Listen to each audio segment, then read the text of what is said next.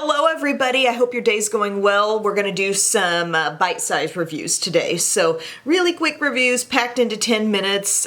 These 5 products are actually things that I picked up at Walgreens during an unusually long wait. I did not go there for the sole purpose of makeup hunting. Biddy had an ear infection, so I had to pick up her medicine and just found myself with a lot of extra time to kill. I'm not trying to excuse my actions for this haul, but it just caused me to really look at the products, the deals, and I ended up with some things. And I would say most of what I picked up was a really big hit for me, so let's dive in. There was a deal on Almay products. It was buy one, get one half off. So a couple of Almay things here, one of them being this brow styler. And it seemed like on the packaging that it would be a mini brush type of thing, and I felt like I could use something like that. I've gone through a L'Oreal Brow Stylist Definer Boost and Set. I've talked about that a lot. I thought, well, I wonder how this is different. So I have this in the shade medium brown, and first off, you're getting almost 3 times as much product in here as you are the L'Oreal. The brush is super small. You gotta look really close to see that spiral,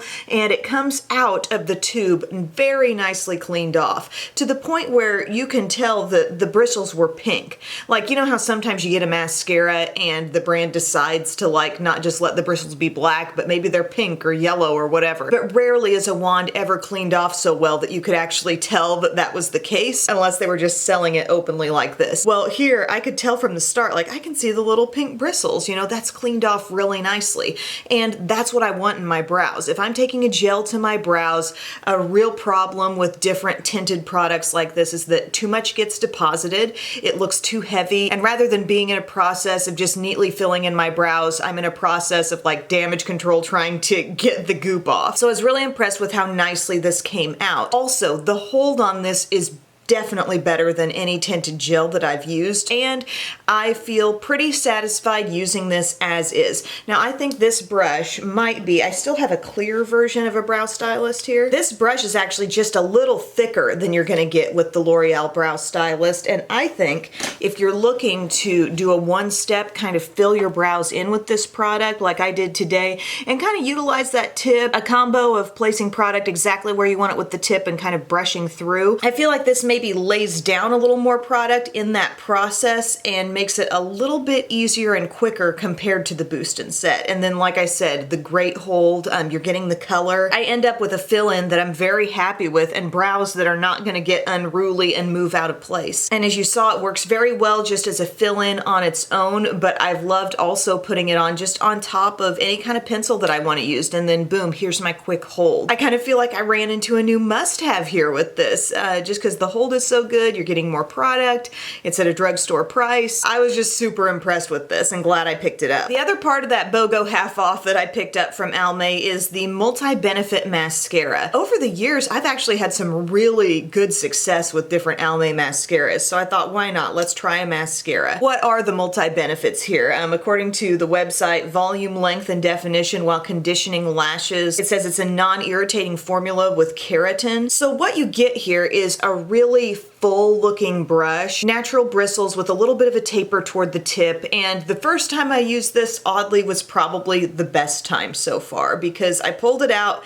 and the brush looked clean enough. It was gathering enough product but no visible goops, and then every time since then I feel like I pull it out and toward this end, the end closest to the wand, way too much goop. Something in the mechanism here is not delivering in fully cleaning off the brush, so that does create a little extra work for yourself. It creates a little bit of product waste, you know, ultimately if you're wiping it off elsewhere onto a tissue or something. Sometimes I kind of find myself wanting to go like this, but then I'm like, I'm only creating more product for my brush to pick up the next time I do this. One thing I have noticed, if I pull it out quicker, I have a little less. That's really strange, but whatever. But once I get the brush pretty well cleaned off, I'm actually very happy with how it looks on the lashes. It builds a lot of length. It does build thickness.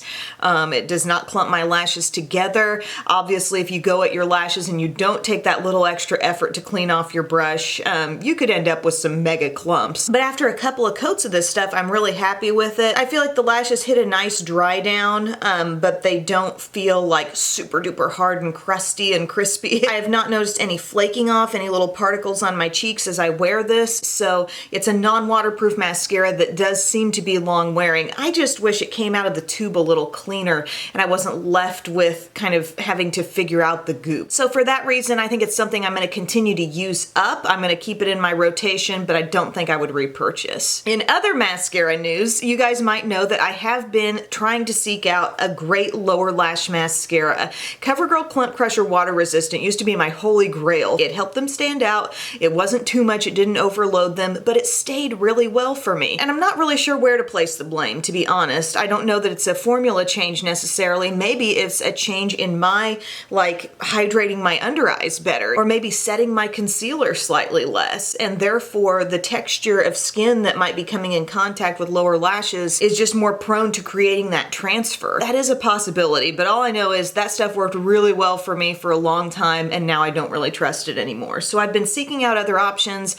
One thing that was absolutely no fail was the Thrive Liquid Lash Extensions. Now that's a tubing mascara designed not to smear, but only comes off kind of in like little clumps when you take your makeup off. So that's been great, but I thought there's gotta be something from the drugstore, right? Here are a few things I've tried. CoverGirl Supersizer has been all right down there. Sometimes I get a little too much. It's a very full-size brush. I feel like I gotta watch myself pretty close on the application of that, but it's all right. Like, it's decent. I've also retried Maybelline Lash Discovery, which is a tiny wand, and I do love the precision of it, and this is the waterproof version, but I feel like it almost doesn't do enough. Like, it runs through my lashes, but it doesn't really look like it did anything. Now that you've gotten the whole backstory, I tried the Wet n Wild Mega Slim Skinny Mascara waterproof, and looking at the brush, it's kind of like a full-size brush just made miniature. Instead of being that really clean spiral that Lash Discovery has, this has a little better tendency of grabbing the lashes. Just because there's a little more fluff to the bristles, albeit they're still tiny, it's still a really minuscule wand, it makes my lashes look the perfect way that I want them to look.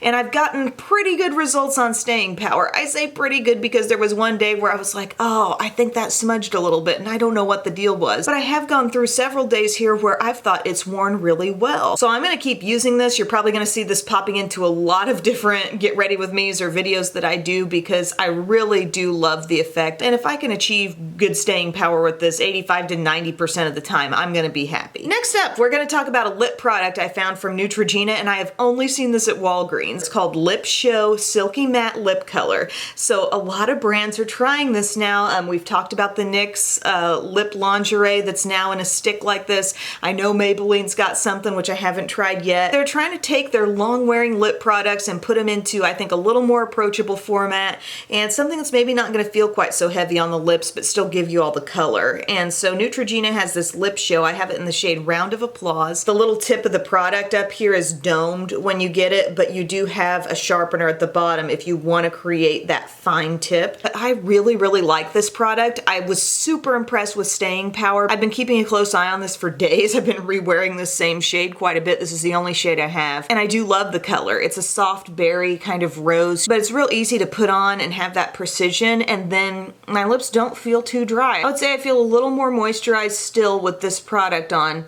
yet I can still pull a little more color away compared to those NYX lip lingerie products. Those are the ones that look like this, very similar packaging. So you're gonna get the matte look here. I feel, like I said, a little more moisture still in my lips compared to the other, but staying power still ends up being really, really good for me. Like, we're talking through the truffle fries, through the smoked salmon salad, this was still going strong. I don't know if this is an exclusive to Walgreens item, but it's pretty cool. And next time I'm there, I'm gonna be looking for more. Now, the last thing that I got is actually a hair product, and no, I did not go in there thinking I need to find 5 things for my bite-sized reviews. It turned out that way. But these things from the Scrunchie brand, it's the No Slip Grip All Day Hold. It's a 2-pack of these clips, and one is black and the other one is like a brown, but it's got glitter kind of in it. It's got a nice shiny coating over it. But I noticed that these have this kind of rubbery sort of strip on the inside, and I thought, I bet that would be really great because I'm always using a big clip to toss my hair up. I have really fine, slick, straight hair, and it can be really prone to just sprucing out of my buns, not behaving in the clip, and I just thought these worked really well, actually. It's a perfect size. It's a little shorter than one of the other clips I've been using. Yeah, I could use elastic bands, but then sometimes that pulls my hair back from my face so tight. I don't know, that's not always the cutest look, so I go for clips, but I need something that holds the hair, and these really hold my fine hair well. So thank you guys so much for tuning in for these bite-sized reviews. I hope they were informative, kind of random this time around. I mean, it's just like what I ran into, what happened to catch my eye in there. Wasn't seeing a ton of like super new products, but just some things where I really was, you know, looking in the display and seeing like, what's out there? That's what a 30 to 40 minute wait in Walgreens will do to a person like me. So thanks again, guys, and I'll see you soon. Bye.